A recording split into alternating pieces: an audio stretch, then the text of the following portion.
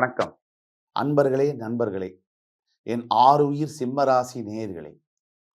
சிம்மராசி அன்பர்கள் அவர்களுக்கு ஜாக்கிரதை அவசியம். இதுதான் இன்னைக்கு வீடியோவோட தலைப்பு.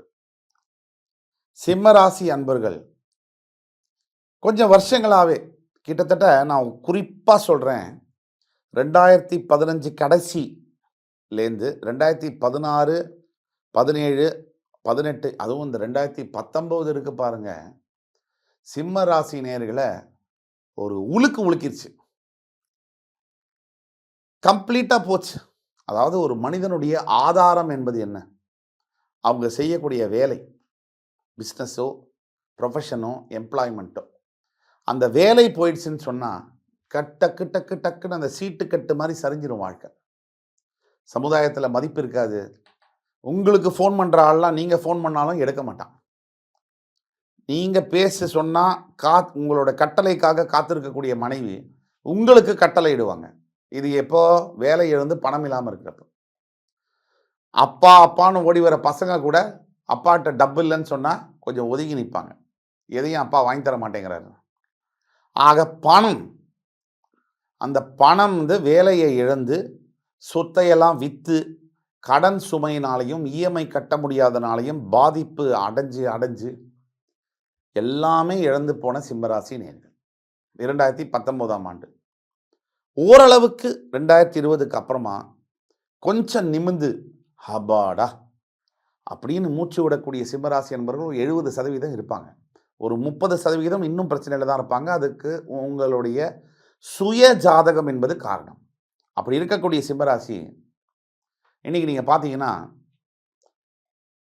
இதுக்கப்புறமா இன்னைய சூழ்நிலையில் சிம்மராசி எதை நோக்கி பயணப்பட்டு இருக்கு அப்படின்னு பார்த்தீங்கன்னா, மேஷத்தில் இருக்கக்கூடிய குரு பகவான் வருகின்ற 2024ஆம் ஆண்டு ஏப்ரல் 30ஆம் தேதி ரிஷபராசிக்கு பெயர்வார். 6ஆம் இடத்தில் இருக்கக்கூடியது கேது கன்னிராசியில், காலபுருஷனுக்கு 6ஆம் வீடு. சிம்மத்துக்கு பார்த்தீங்கன்னா உங்களுடைய 10ஆம் வீட்டில் குரு வரப்போகிறார். இப்போ 9ஆம் இடத்துல இருக்கார். உங்கள் 2ஆம் இடத்துல கேது, அதாவது வாக்குஸ்தானத்தில் கேது இருக்கார். உங்களுடைய 7ஆம் இடத்துல கண்டக சனியாக சனி பகவான் ஆட்சி பெற்று இருக்கிறார். ரொம்ப முக்கியம். உங்களுடைய அஷ்டமஸ்தானத்தில் ராகு, உங்களுடைய 10ஆம் இடத்துல குரு. இப்போ எந்த பக்கம் பார்த்தாலும் கொஞ்சம் சவால்கள் வரா மாதிரி தான் இருக்குது. உண்மையான சூழ்நிலையில் பார்க்கும்போது சவால்கள் வரா மாதிரி தான் இருக்குது. ஆனால் 7ஆம் இடத்துல சனி இருந்துட்டால் அவ்வளோதான், எல்லாமே போச்சு. இப்போ நான் என்னென்ன சொல்ல போறேனோ, சிம்ம ராசிக்கு நல்லா தான் இருக்கு நேரம்னாலும் கூட எந்த இடத்துல ஜாக்கிரதையாக இருக்கணும் அங்கிறதுக்கு தான் இந்த வீடியோ. இதற்கு முன்னாடி வீடியோவில் சிம்ம ராசிக்கு ரொம்ப நல்லா இருக்குன்னு தான் சொல்லியிருக்கோம். வெறும் நல்லதை மட்டும் சொன்னால் முடியுமா? எந்த இடத்துல நம்ம கவனமாக இருக்கணுங்கிறது ரொம்ப முக்கியம். 7ஆம் இடத்தில் சனி பெயர்ந்து இருக்கிறதுனால உங்கள் ராசியை சனி பார்ப்பார், சமசப்தமமாக பார்ப்பார். அப்படின்றதுனால சிம்ம ராசிக்கு எண்ணத்தில் தடுமாற்றங்கள் வரலாம். முக்கியமாக வீட்டில் இருக்கக்கூடிய கணவனோடையோ மனைவியோடையோ யாராவது சிம்ம ராசி இருந்தீங்கன்னா உங்களுக்கு பிரச்சனை வரும். குடும்பத்தில் கருத்து வேறுபாடுகள் பிரிகிற அளவுக்கு எடுத்துகிட்டு போகலாம் சண்டையில். நாம் ஜாக்கிரதையாக இருக்கணும். எப்படி ஜாக்கிரதையாக இருக்குது? பேச்சை கம்மி பண்ணணும். உங்களுடைய வாக்குஸ்தானத்தில் கேது இருக்கிறதுனால நீங்கள் என்னதான் நல்லது, சிம்ம ராசியை பொறுத்த வரைக்கும் ஒரு விஷயம் அடித்து சொல்ல முடியும். 100 சிம்ம ராசி நேயர்களில் 101 பேர் லொடன்னு பேசுகிறவங்க, ஒரு வார்த்தைக்கு 20 வார்த்தை பேசுகிறவங்க. அப்படி சிம்ம ராசி சாதாரணமாக பேசினாலே பிரச்சனை வரும். ஏன்னா நீங்கள் ராஜாங்கிறது உங்களுக்கும் தெரியும், எல்லாருக்கும் தெரியும். ஆனால் நீங்கள் ராஜான்னு உங்கள் எதிர உங்களை புகழ்ந்து பேசினாலும் கூட உங்களை முதுகு கீழே எப்போ குத்தலாம் கத்தியால், உங்களை எப்படி வெட்டலான்னு தான் காத்திருப்பாங்க ஜனங்க. அது உங்கள் மண்டையில் ஏற மாட்டேங்குது. இந்த வாக்குஸ்தானத்தில் இருக்கக்கூடிய கேது பகவான், தனம் வாக்கு குடும்பஸ்தானம் என்று குறிக்கக்கூடிய 2ஆம் இடத்தில் இருக்கக்கூடிய கேது பகவான், நீங்கள் பேசுறதுனால உங்களை வாய் வார்த்தையை வச்சு வீணான வம்பில் உங்களை மாட்டி விடுவார். தேவையில்லாத பிரச்சனைகளை உருவாக்குவார். பேச்சினால, வார்த்தையினால உங்களை தேவையில்லாத சண்டைகளை ஏற்படுத்துவார். இது நீங்கள் கவனமாக இருக்கணும். ஒரு தடவை 4 வார்த்தை பேசுகிற இடத்துல ஒரு வார்த்தை கூட பேசாதீங்க. 10 வார்த்தை பேசுகிற இடத்துல ஒரு வார்த்தை பேசுங்க. அந்த ஒரு வார்த்தையும் 2 தடவை யோசித்து பேசுங்க. அடுத்தபடியாக 7ஆம் இடத்துல இருக்கக்கூடிய சனியை பற்றி பேசினேன். கணவன் மனைவிக்குள்ள பிரச்சனை வரும், காதலர்களுக்குள்ள பிரச்சனை வரும், காதலை திருமணமாக மாற்றுவதில் பிரச்சனை வரும். இப்போ என்ன பண்ணணும்? ரொம்ப கவனமாக இருக்கணும். விட்டு கொடுத்து போகணும் சார். இந்த நேரம் சரியில்லாத போது நம்ம விட்டு கொடுத்து போகணும். எதுலேயும் பணிஞ்சு போகணும். நீங்கள் வந்து நான் பெரிய ஆள், அது உங்கள் ரத்தத்திலே இருக்கும். உண்மையிலே நீங்கள் பெரிய ஆள் தான்.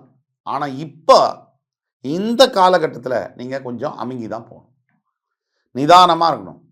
போட்டி, சண்டை, வம்பு இதுலேருந்து விலகி இருக்கணும். யார் கூடயும் இப்போ போட்டி போடாதீங்க. ஏன்னா நீங்கள் தோற்றுருவீங்கன்றதுனால சொல்லலை, இது சரியான நேரம் இல்லைங்கிறதுனால சொல்கிறேன். அதே மாதிரி 8ஆம் இடத்துல ராகு இருக்கிறதுனால வண்டி வாகனங்களை செலுத்தும் போதும் ரொம்ப ரொம்ப ரொம்ப ரொம்ப கவனமாக இருக்கணும். 2 வீலரில் 4 வீலரில் நெடுந்தூர பயணம், லாங் டிஸ்டன்ஸ் ட்ராவல் தனியாக போகிறது அட்வைசபிள் இல்லை. என்ன வேணால் நடக்கலாம். உங்கள் சுய ஜாதகம் கொஞ்சம் வீக்காக இருந்ததுன்னா பிரச்சனைகளை கொடுக்கலாம். இப்போது விபத்துங்கிறதுல பல விஷயங்கள் இருக்குது. விபத்தில் இறந்து போகிறவங்களும் இருக்காங்க, கை கால் சரியில்லாமல் போகிறவங்களும் இருக்காங்க. அந்த மாதிரி ஏதாவது ஆச்சுன்னா இன்னுமே பிரச்சனை. காலம் ஃபுல்லாக ரொம்ப பிரச்சனை அது. ஆக அது ஒன்று. 10ஆம் இடத்தில் குரு ஏப்ரல் 30ஆம் தேதி பெயர்வதனால் தொழில் செய்யக்கூடிய இடத்தில் 10ஆம் இடத்தில் இருக்கக்கூடிய குரு சங்கடங்களை கொடுத்தே தீருவார். ஏன்னா அவர் ரிஷபத்தில் இருக்கார். குரு பகவான் ரிஷபத்துக்கு ஆகாது, அதனால் உங்களுக்கு சங்கடங்களை கொடுப்பார். இப்படி எல்லாம் இப்படி இருக்குது. ஆனால் மிச்ச கிரகங்கள், இந்த 4 கிரகங்களை தவிர மிச்ச 5 கிரகங்கள் மாறி மாறி சுழன்று கொண்டே வரும். அது உங்களுக்கு சாதகமாக தான் இருக்குது. இருந்தாலும் கூட இந்த ஆண்டு என்பது சிம்மராசிக்காரர்களுக்கு ஜாக்கிரதையாக, ரொம்ப அவசியமான ஜாக்கிரதை. எதெல்லாம் ஜாக்கிரதையாக இருக்கணும்? ஃபஸ்ட்டு நான் சொன்னேன், பேச்சில் ஜாக்கிரதையாக இருக்கணும்.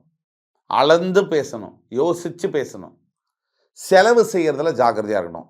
அது தனஸ்தானம் 2ஆம் இடத்துல கேது இருக்கிறதுனால வீண் செலவுகளை இழுத்து விட்டுரும். நீங்கள் ஒரு 20,000 ரூபா 50,000 ரூபா சம்பளம் உங்களுக்கு மாதமெல்லாம் சேவ் பண்ணி ஒரு 25 தேதி வரைக்கும் 30,000 ரூபா வரைக்கும் அப்படியே கட்டி காப்பாற்றி வச்சுருப்பீங்க. அந்த 25ஆம் தேதி டக்குன்னு ஒரு செலவு வந்து அந்த 25,000 30,000 ரூபாய் முடிச்சிடும். அதே மாதிரி குடும்பத்தில் கூட தேவையில்லாத ஆர்கியூமெண்ட்ஸு வரும். அப்பா கிட்ட, அம்மா கிட்ட, சகோதர சகோதரி கிட்ட, பெண்டாட்டி கிட்ட, கணவன் கிட்ட, பசங்கள்கிட்ட அவாய்டு பண்ணுங்கள். அதே மாதிரி தேவையில்லாத நட்பு வேண்டாம். நீங்கள் சாதாரணமாக என்ஜாய் பண்ணுறதுக்குன்னு சொல்லிட்டு கூட நீங்கள் லிக்கர் சாப்பிட்டீங்கன்னு சொன்னால் உங்களுக்கு அது மிகப்பெரிய வம்பில் வந்து மாட்டலாம். 8ஆம் இட ராகு சிறை தண்டனையை வாங்கி கொடுக்கலாம். இது வரைக்கும் போலீஸ் ஸ்டேஷனே நான் மிதிச்சதே இல்லை சார். அவங்களுக்கு கூட இந்த மாதிரி பிரச்சனைகளை கொடுக்கலாம். ஆக நீங்கள் ரொம்ப ஜாக்கிரதையாக இருக்கணும். தேவையில்லாத கையெழுத்து போடுறது, கேரண்டி கையெழுத்து போடுறது, எந்த டாக்குமெண்ட்லேயும் ஜாக்கிரதையாக படித்து பார்க்கணும். சின்ன விஷயம் கூட. அதே மாதிரி வேலை செய்கிற இடத்துல இதை விட பெரிய வேலை தேட போகிறேன், இந்த வேலை சரியில்லைன்னு சொல்லிட்டு இப்போ தேடாதீங்க. நேரம் சரியாக இல்லை, ஜாக்கிரதையாக இருங்க. இருக்கிற வேலையில் என்ன பிரச்சனை இருந்தாலும் அட்ஜஸ்ட் பண்ணி அனுசரித்து விட்டு கொடுத்து போங்க. இதெல்லாம் தாங்கிறதுக்கு ஒரு விஷயம் நான் சொல்லித்தரேன். தினமும் சிம்மராசி நேயர்கள் சூரியன் உதிப்பதற்கு முன்னால் எழுந்து தியானம் செய்யணும். அரை மணி நேரம் நீங்கள் மெடிடேஷன் பண்ண பண்ண பண்ண பண்ண ரெகுலராக உங்கள் வாழ்க்கையில் எதையும் நீங்கள் சாதிக்கக்கூடியது நடக்கும். இன்னும் ஒரு முக்கியமான விஷயம், பசுமாட்டிற்கு அகத்திக்கீரை செவ்வாய் மற்றும் வெள்ளிக்கிழமைகளில் சிம்மராசி நண்பர்கள் வழங்கும் பொழுது அனைத்து இஷ்ட தேவதைகளுடைய ஆசீர்வாதமும் கிடைக்கும், சப்த ரிஷிகளுடைய ஆசீர்வாதமும் கிடைக்கும். நீங்கள் வந்து உங்களோட வாழ்க்கையில் வந்து உங்களை ப்ரொடெக்ட் பண்ணுவாங்க பாசிட்டிவ் வைப்ரேஷனோட. ஆக சிம்மராசி அன்பர்கள் இப்போ நம்ம சொன்னதெல்லாம் கேட்டு அருமையாக பலன் பெற்று வாழ்க்கையில் எட்ட முடியாத உயரத்தை நிச்சயமாக நீங்கள் எட்டுவீர்கள் என்று கூறி அடுத்து வரும் காணொலியில் மீண்டும் மறுபடியும் உங்களை எல்லோரும் சந்திக்கும் வரை உங்களிடமிருந்து விடைபெறுவது உங்கள் ஜோதிட கலாநிதி சுபாஷ் பாலகிருஷ்ணன். நன்றி, வணக்கம், வாழ்க வளமுடன்.